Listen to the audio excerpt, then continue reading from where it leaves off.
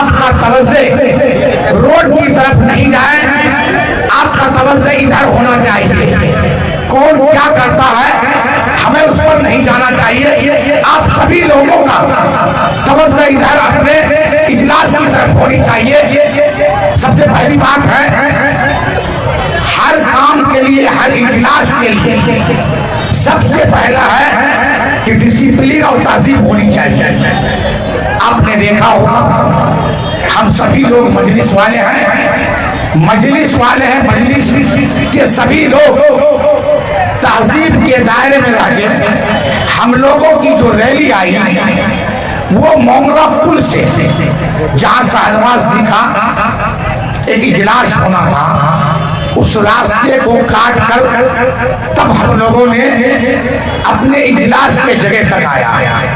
और यही मेरी तहजीब कहता है, हमारे जात से दूसरे को तकलीफ नहीं पहुंचे, हमारे कोई ऐसा काम करने से किसी की इज्जत में ठेस नहीं पहुंचे।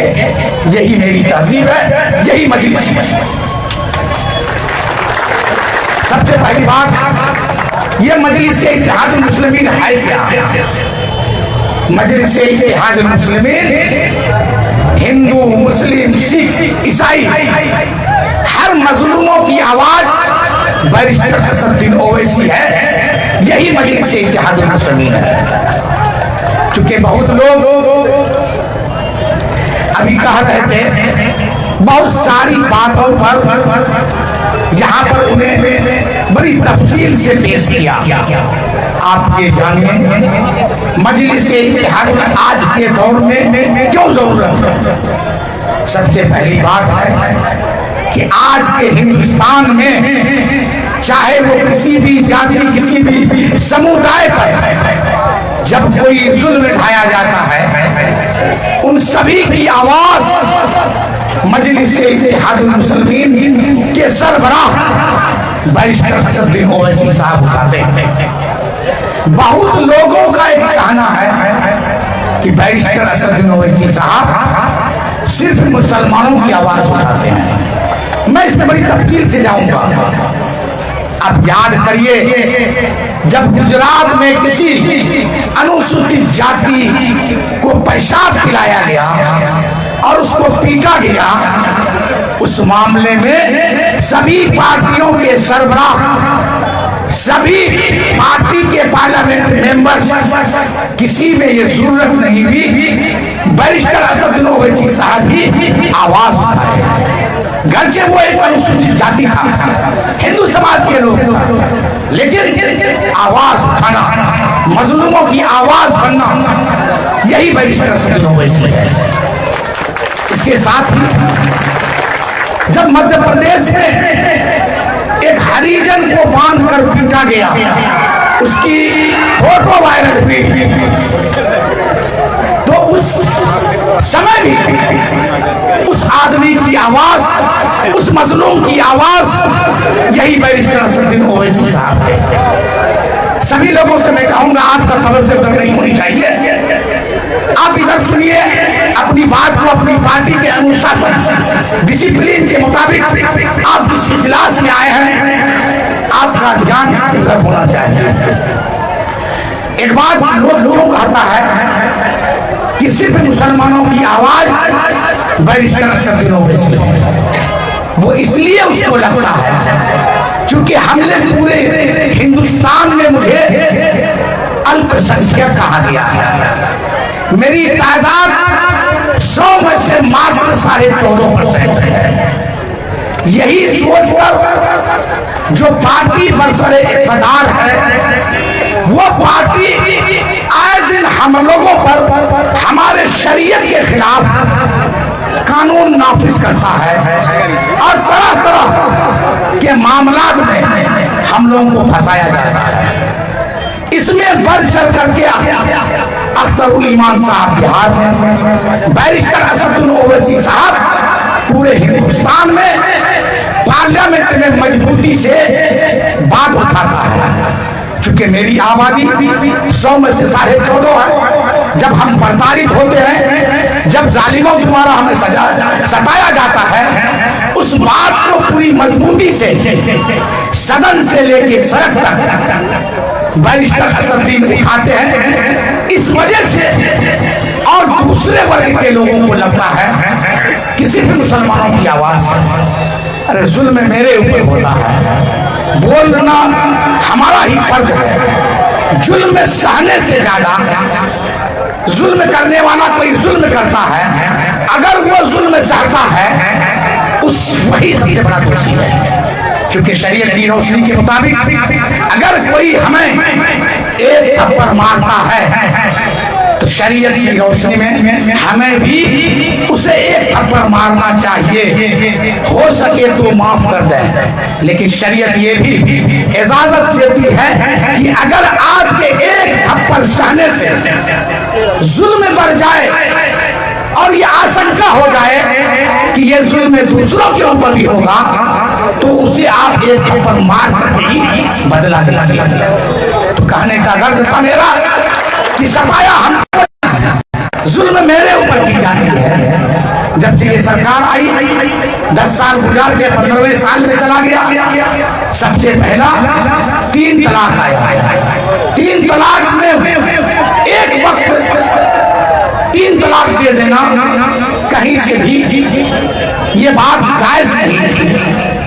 और इस बात को शरीयत और मुस्लिम पर्सनल लॉ और जमीयत उलमा के रोशनी के खिलाफ ये सरकार एक कानून नाफिज कर दिया। भले हम लोग इस मामले में कोर्ट नहीं जाते हैं और दिगर नहीं जाते हैं, इस वजह से ये मामला सामने नहीं आता है। उसके बाद फिर मेरे ऊपर CAA NRC का एक मामला लाया जो कानून बनाना चाहता था। एक बात तो आप याद रखिए कि जो कानून पहले नाफिज करता था दूसरी सरकार है, हमको मालूम भी नहीं पड़ता था। आज एक आदमी बैरिस्टर असदुद्दीन ओवैसी की वजह से कानून नाफिज होने से पहले ही हमें इत्तला हो जाती है कि मेरे खिलाफ, मेरे शरीयत के खिलाफ कहीं न कहीं कोई कानून नाफिज होने वाला है। आप इतने दिन तक बरसरे इख्तियार रहे, कभी ये बात सामने नहीं आई, आज कम से कम वो बातें आ रही है। इस करीबे बैरिस्टर असदुद्दीन ओवैसी साहब ने एहतजाज किया, पार्लियामेंट में बोला, तब जाकर के NRC रुका। क्योंकि एक बात भी नहीं तो आज NRC लाया जाता और हम सीमांचल वासी एक टारगेट आए दिन आप सुनते हैं, सीमांचल में घुसपैठी है, सीमांचल में बांग्लादेशी है, सभी बातें सीमांचल को टारगेट की जाती है। वो इसलिए की जाती है कि सीमांचल में कसीर तादाद में हमारे मुसलमान के लोग जिन्हें वो अकलियत कहता है वो कहता है। इस वजह से और इस CAA में हमारा शाहीन बाग एक तारीखी जगह बना जहां से जो एहतजाज हुआ और इस एहतजाज के आगे सरकार को झुकना पड़ा और वो कानून वापस लेना पड़ा। उसके बाद अभी हाल के दिनों में आप देखिए वक्फ आया। ये वक्फ क्या है? ये वक्फ हमारे आबो अजदाद की जमीनात है। ये जमीन इसलिए दी गई थी कि कहीं न कहीं इस जमीन को हम इसाले सवाब के लिए दे रहे हैं, अपने आखिरत बेहतर के लिए। ये सभी चीजें हमारे जज्बात से जुड़ा हुआ। आज जितने मसाजिद हैं वो वक्फ की जमीन है, जितने मदारिस हैं वक्फ की जमीन है, जितने कब्रिस्तान हैं वक्फ की जमीन है, जितने दरगाह हैं वक्फ की जमीन है, जितने मज़ारात हैं वो वक्फ की जमीन है। ये जमीन हमारे आबाद की दी हुई है। कहीं न कहीं इसके पीछे उसका आखिरत का बेहतरी का जज्बात आप उसे छीनना चाहते हैं। जो सदियों से मेरा प्रॉपर्टी है, मेरी जायदाद है, उसको आप छीनना चाहते हैं। हम लोगों का जज्बात है कि हम मस्जिद की तरफ जब रुजू करेंगे मेरा आखिरत बेहतर हो जाएगा। और हमारे बच्चे जब मदारिस में जाएंगे तो वो बेहतर तालीम याफ्ता हो जाएगा, हमारे इस्लाम और दीन के अहकामात को बेहतर ढंग से वो समझेंगे। कहीं ना कहीं वो मेरा जज्बात है, मेरा मुस्तकबिल है। कब्रिस्तान क्या है? कब्रिस्तान मेरे आखिरी वक्त का एक ये है कि जिस कब्रिस्तान में मुझे दफनाया जाए वो मेरे नजदीक का हो और मेरे वतन में हो। कहीं न कहीं ये मेरा जज्बात है। दरगाह है, हमारे वली जितने भी सोए हुए हैं वहां से भी आस्था जुड़ा हुआ है, मज़ारात से भी आस्था जुड़ा हुआ। इन सभी चीजों को आप छीनना चाहते हैं। इसी की आवाज बैरिस्टर असदुद्दीन ओवैसी साहब किसी कानून के बनने से पहले वो हम सबों को जगाने की कोशिश करता है और जगा देता है। इस कड़ी में वो आदमी पहला व्यक्ति है जो सुप्रीम कोर्ट में एक याचिका दायर करके हम लोगों को जगह भी दिया, कहीं न कहीं सरकार को चुनौती भी दिया। तो वही व्यक्ति बोलता है जो भी मामला हो जाए हम सब होंगे, तो वही बोलता है। संभल में क्या हुआ जो हमारी मस्जिद छीनी जा रही है? 400 साल पुरानी मस्जिद है वो, और उस मस्जिद को तोड़ने की कोशिश की गई है जिसमें 5 लोगों की जाने गई।